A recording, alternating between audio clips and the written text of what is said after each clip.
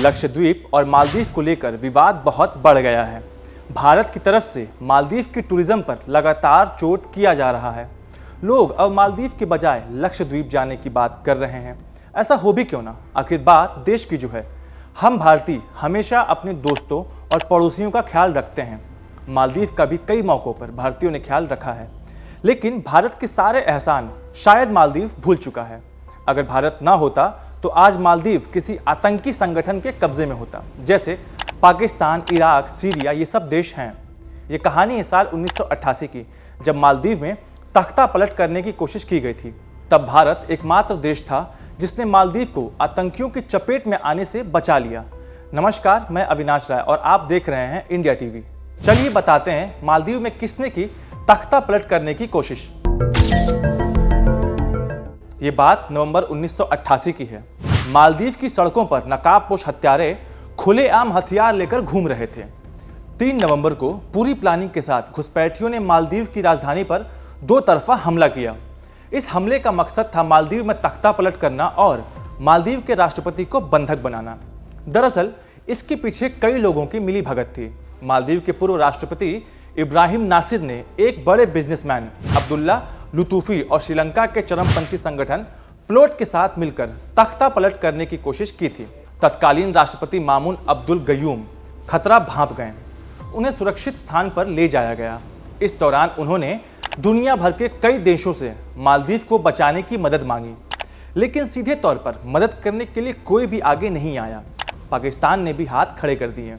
अब बताएंगे कि क्या हुआ जब भारतीय सेना ने शुरू किया ऑपरेशन कैक्टस।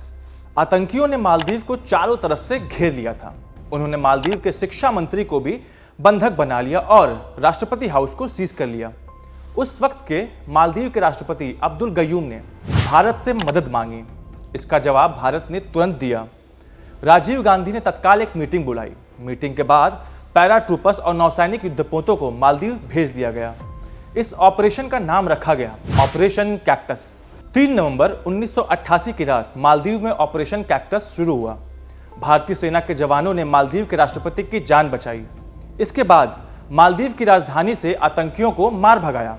इस दौरान कुछ भाड़े के सैनिकों या यूं कहें आतंकियों को पकड़ लिया गया और मालदीव की सरकार को सौंपा गया। अब जानते हैं कि कैसे पकड़ा गया इस हमले का मास्टरमाइंड। बता दें कि इस हमले का मास्टरमाइंड अब्दुल्ला लुतूफी था, जो जान बचाकर श्रीलंका भागने की फिराक में था। भागने के लिए उसने एक टूरिस्ट बोट को हाईजैक कर लिया। जब वह भाग रहा था तो भारतीय सेना ने उसका पीछा किया। उधर हरकत में आई इंडियन नेवी ने अब्दुल्ला को पकड़ लिया। मात्र 18 घंटे के भीतर ही भारत की तीनों सेनाओं ने मिलकर मालदीव में तख्ता पलट की कोशिश को नाकाम कर दिया। अगर भारत ना होता तो मालदीव टूरिस्ट डेस्टिनेशन ना होकर टेररिस्ट डेस्टिनेशन होता। भारतीय सेना ने ऑपरेशन कैक्टस के जरिए मालदीव के राष्ट्रपति और पूरे मालदीव को आतंकियों की चपेट में आने से बचा लिया। भारतीय सेना ने मालदीव में तख्ता पलट की कोशिश को नाकाम कर दिया। बता दें कि साल 1965 में जब मालदीव को आज़ादी मिली तो भारत पहला देश था जिसने मालदीव से राजनयिक संबंध स्थापित किए। भारत ने मालदीव की केवल एक बार नहीं बल्कि कईयों बार मदद की है। ऑपरेशन पानी हो या फिर कोरोना काल में मुफ्त वैक्सीन देना, भारत ने हर तरीके से मालदीव की मदद की है। आज के लिए इतना ही।